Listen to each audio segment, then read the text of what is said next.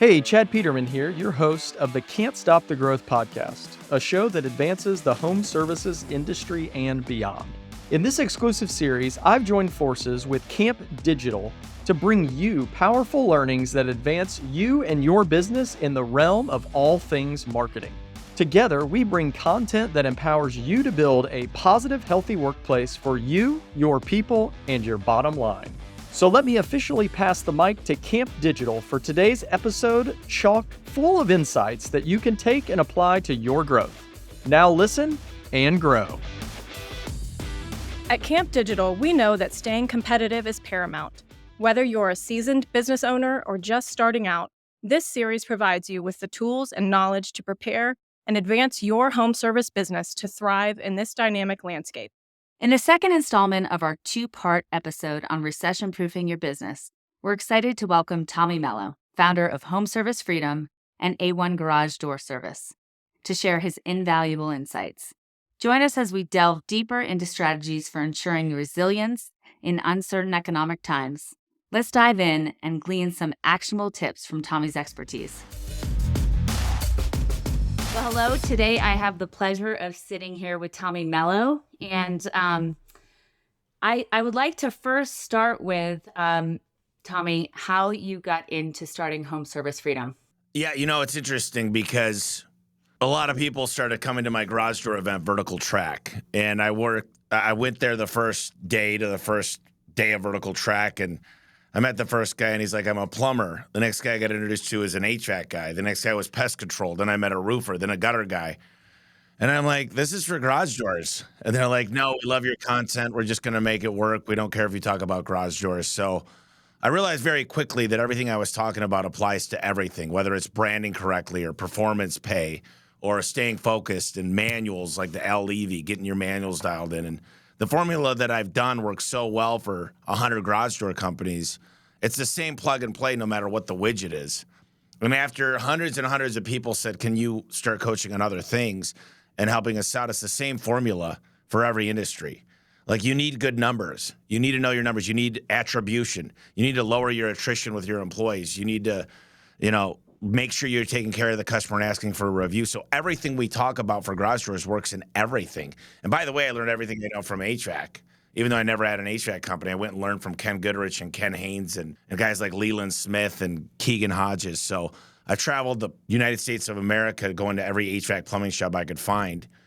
And enough people needed help. And, my dirty little secret is over the years, the next 3 to 5 years, if I see a company in HSF that's listening, showing up to everything, and they're just open to like a sponge and applying the principles, I probably would want to invest in that company. And it's not, it's 1% of the companies, but I like getting behind great founders.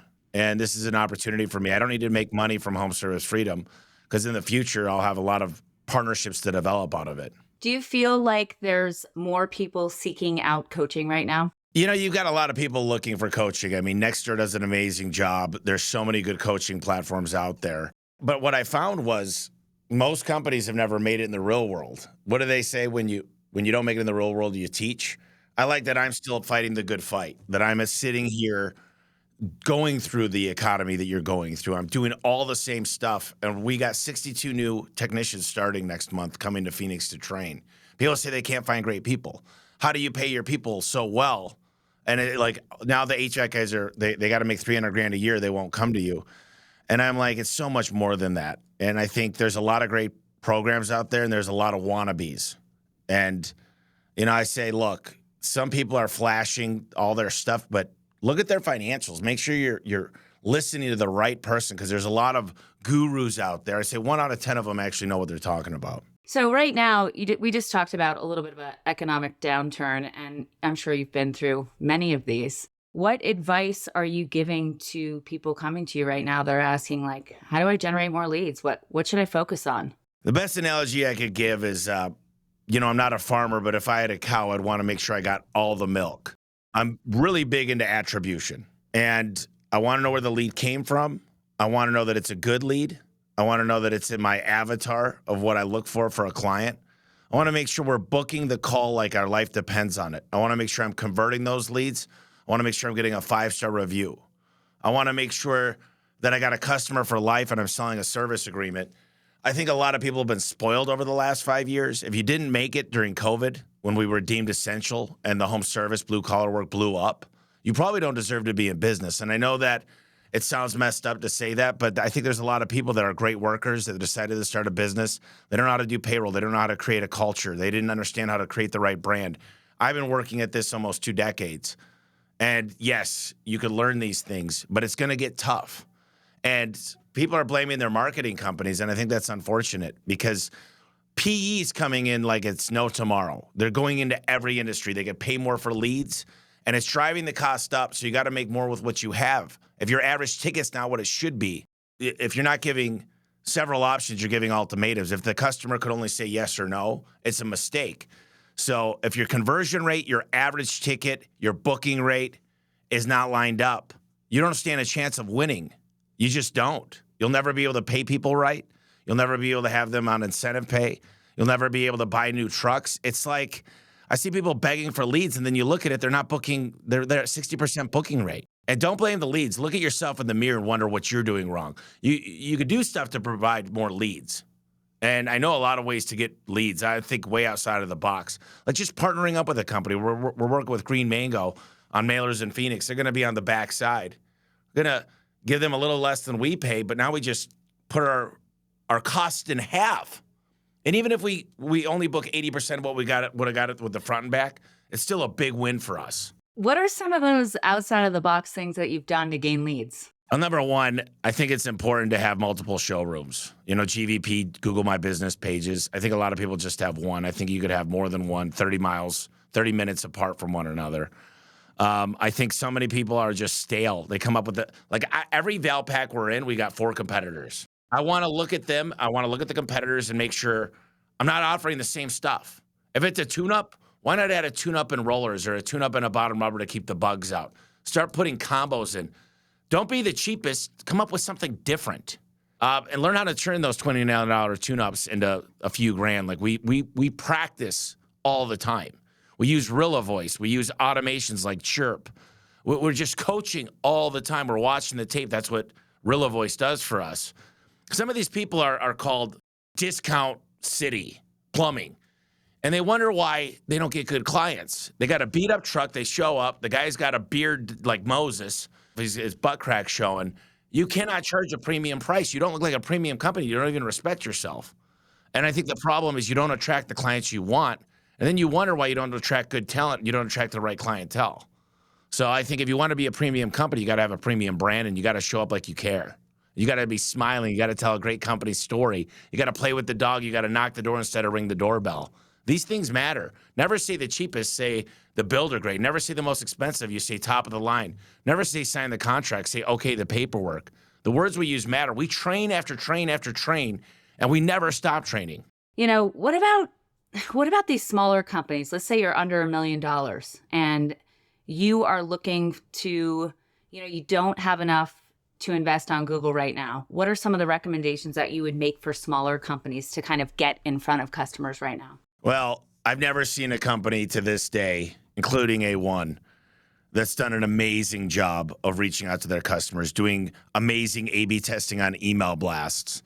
You've got a whole book of clients ready to pay that have used you that would use you again. Tom Howard's sister, Catherine, she's doing outbound. She's now working with his company, Lee Zaire, but she went across and worked for a bunch of companies just calling out. She was at an 85% booking rate for past customers for a tune-up. Like, you got to get good. When you're slow and you got an HVAC company, send the plumber to look at the hot water heater and the toilets and the garbage disposal and everything else. Like, you got to think outside of the box right now. It was so easy. You need to start thinking outside of the box. I go back to relationships and networking all the time. Go back to the B&I groups. Knock on a neighbor's house. Do things that you haven't done in a long time. They used to call it clovering, where you'd go out and leave a mailer, like a door hanger on like 5 houses around where you're at. We started doing that again. It's doing great results. A lot of people don't even know what influencer or affiliate marketing is. There's a cash cow there. We're working on a program right now that I believe affiliate marketing will give us more leads than everything else combined. Like, I used to deliver cookies to realtors that have 500 clients a year through their group. And it's going back to the relationships. And I think that's where it all starts. Like the pest control company is going to refer us for bottom rubbers. We're going to refer them for spraying. Like these networking, whether it's a chamber or a B&I group, learn to work with these customers and refer each other. Start networking more. The algorithm of networking and friendship will never change. Google's algorithm will change. That's true. How do you feel about outbound calling from a shop? I think it's great. I think you should be text messaging. I think you should be emailing. I think you should be doing a lot of things. I think outbound calling is great, but also sending an email, also a voicemail blast, also a mailer. I like hitting the customer 8 ways from Sunday. Chirp's done a lot of studies. It takes 16 to 18 times to follow up with a customer to get them to make a conversion or book it. I think you got to be, you cannot email blast every day, but you got to get creative, make it valuable, not just, hey, I want you to book so I can make money. It needs to be funny sometimes. It needs to be a video. It needs to be interesting and fun. It can't just be, hey, it's time for your service agreement. There needs to be a compelling reason why. I love marketing more than anything in the world. I think marketing is far more important than sales. I'm obsessed with it. I read all the time. I love reading marketing and sales books. And I'm a student for life. And I think a lot of people, they just get so flustered. They go to a seminar, they get all this data, then they come back to a firefight, and they just don't know what to do next. They're kind of confused. And I know that because I was there. I mean, like I said, 2 decades in this industry. I think people need to slow down and get the biggest things done first. If you're not booking phone calls, which is most of the problem I see with most shops, you're not booking the incoming calls. You need to fight for those calls. And if you're giving prices over the phone, you're failing. I would just simply say, listen, I got a guy in your area. He's got a loaded truck. He could do the job there. What are your cross streets? I got a guy going to be there today.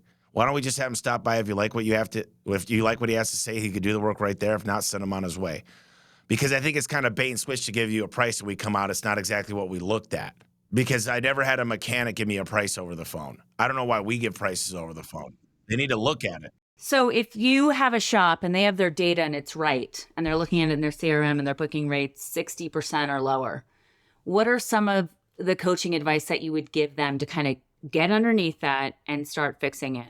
Well, performance pay for CSRs. Most people are paying $15 to $20 an hour. My average person makes $26 an hour. They get paid for data accuracy, for empathy, which is an AI tool that just listens to the call to grade that. And then if they book the call, they get $10. So now they got a stake in the outcome. Now they care. Now they're going to fight like you fight. Now they feel like they've got an incentive to fight just as hard as you would for that call. I think no matter what you're paying per hour, it's not motivating. They don't have a stake in the outcome.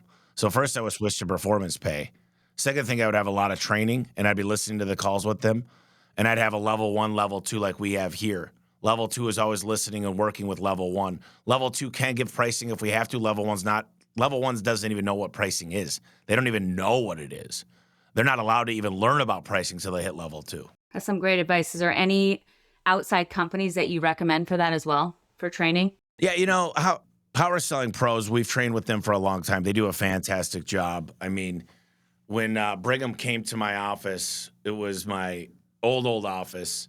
He played us a call where this old man calls up and says, yeah, I'm calling. And it was the wrong number. And she starts laughing. She goes, well, listen, we're a plumbing company and we'd love to help you out. Do you have a leaky faucet? Anything we could help you with? And he's like, actually, I could use a plumber. And they booked the phone call. It's being very cordial. My mom used to answer the calls and she'd go, thank you for calling A1 Garage Door Service. My name's Gina. I hope you're having the best day ever. How can I be of service today? And she'd sit on the phone and she'd go, oh, honey, I am so sorry to hear that. She's like, we're going to make it all better. I'm going to send out our best technician. And I used to run calls back then. This is 2010 to 2013. And I'd show up there and the people would be like, who is that lady? And I never told them it was my mom, but I'd be like, oh, yeah, we love her. And they'd be putty in my hands. Like the way the call's set up, they'd be like, I knew we wanted to do business with you guys because the way you answer your phones is just like, we wanted to do business with a company like yours. And anything I said, they'd buy. A memorable experience, right? Exactly. You would remember that. So do you believe that in a down economy, do you believe that a company has to feel that? Like in your past, when you were running, with A1 and you've gone through downturns of economies, did you feel that? Did you feel that pain? And did you do anything differently? I've never felt the pain. I think when people start laying up on marketing, I double down on marketing. I think the first thing people cut is marketing because they feel loyalty to all their people that have no loyalty back. I think it's time to top grade and get very serious. I don't believe in performance improvement plans, but if your dream isn't big enough, then you don't belong here. I'll let you work for my competitor.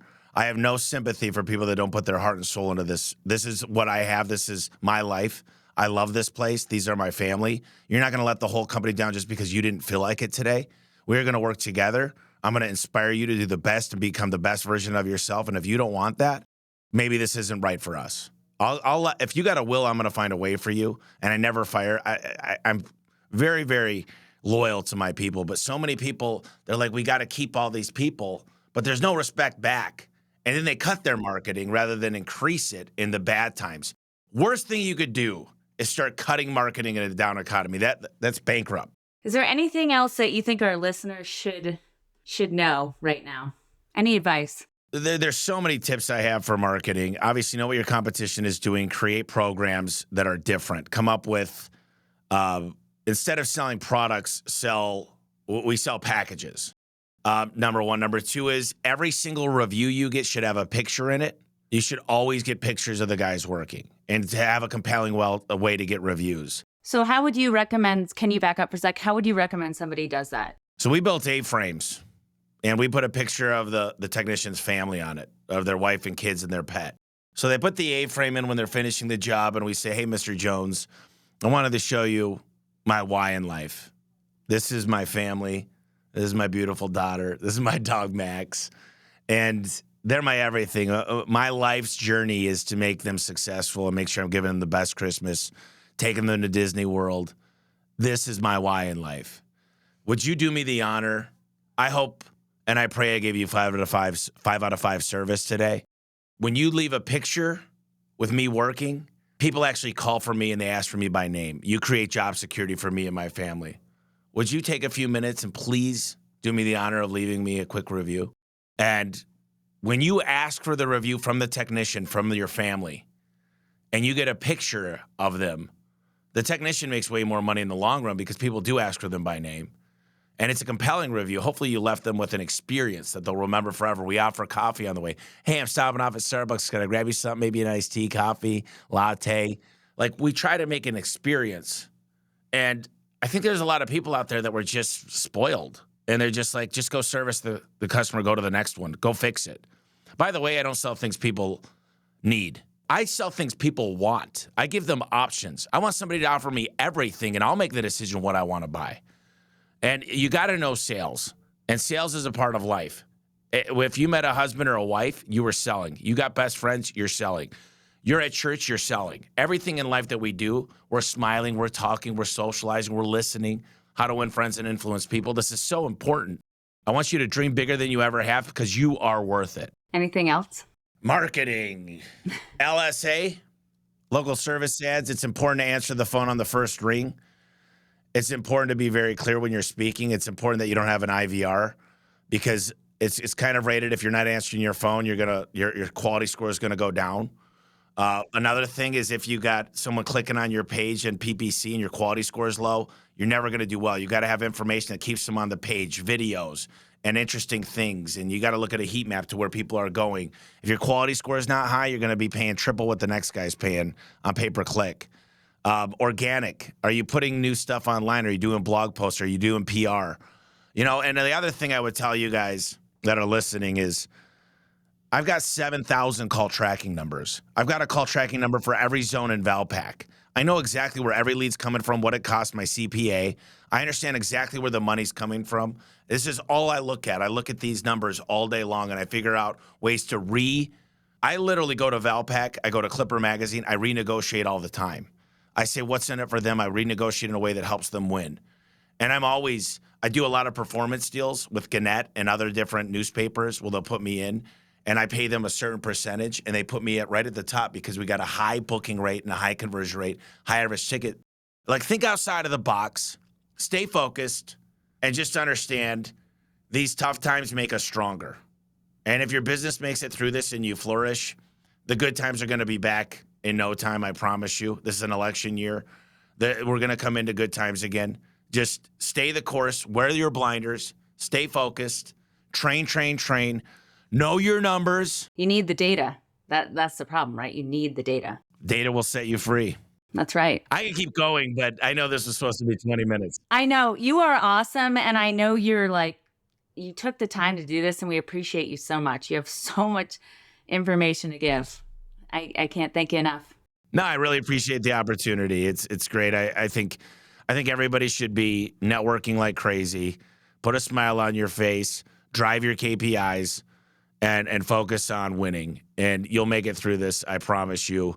You can't be afraid to top grade your people either. If a CSR doesn't come around, has got a bad attitude, put them in a different position, or you got to set them free. You got to make tough decisions. And if you go through the tough decisions, I promise you, there's so many people that they let someone go and they're like, man, I should have done that 3 years ago. They're like, man, it's actually a relief. Like, wow. And we feel this loyalty, but we don't get loyalty back. And I think that'll really help a lot of companies grow, is when they recognize the poor performance and they either manage them up or out. So if somebody wanted to get a hold of Home Service Freedom, how would they do that, Tommy? HomeServiceFreedom.com. We got an event coming up in Nashville. It's going to be amazing. We got our big event coming up in California in September. We train on a lot of stuff. It's not for everybody. I only like to work with people that want to change their business for the best. We come in, we give you the roadmap, we show you where to focus on, and we increase your business. Most companies triple the first year with us. So if it doesn't make sense for you and you're looking for a miracle, we're probably not it. But if you want to focus and you could follow a roadmap and do the things we tell you, you're going to win. Plain and simple. Awesome. Thank you. Thank you. I appreciate the opportunity. CAMP is excited to announce our new quarterly webinar series beginning June 25th. To register and for more information, go to the show notes. Thanks for tuning in. If you'd like to get connected, you can find me at chadmpeterman.com. To see what our team's up to, you can visit petermanbros.com. As always, keep growing out there.